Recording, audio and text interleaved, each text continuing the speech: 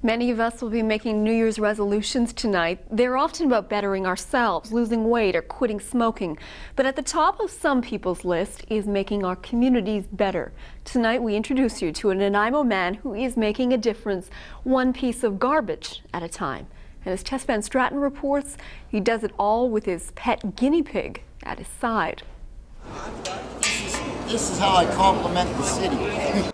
Gary Barnier's a familiar sight in downtown Nanaimo, pushing a trash collecting cart he made from an old walker and pieces of garbage with his pet guinea pig, Little Dude, in the dog carrier basket. Gary's doing his part to keep these streets clean. Just walking down my little part of Albert Street Hill, I'd be stressed out 3 times by the time I got to the library by what I was looking at, or the discarded garbage, or the cigarette butts. So Gary started picking up the trash, bringing Little Dude along for the ride, and collecting the odd tip for his time and trouble.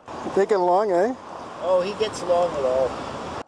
From pooches to people, the unusual pair get their fair share of attention and praise.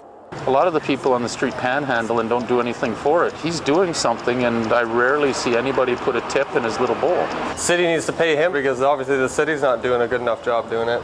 I think it's wonderful. The community needs people to, be an example and help with the cleanup of some of the rubbish that we have.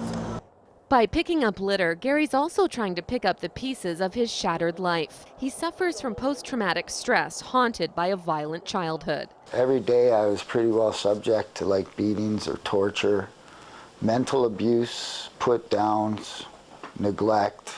Gary's now trying to put all that behind him and turn his life around one piece of garbage at a time. And it's working. Gary and his guinea pig are making such a difference. They're hoping to get hired on to do this. We're right in the middle of looking at the Clean Streets program in Victoria and seeing if there's a way that we can do something that's similar in downtown Nanaimo. It would be too soon to say whether there was a job in it for Gary.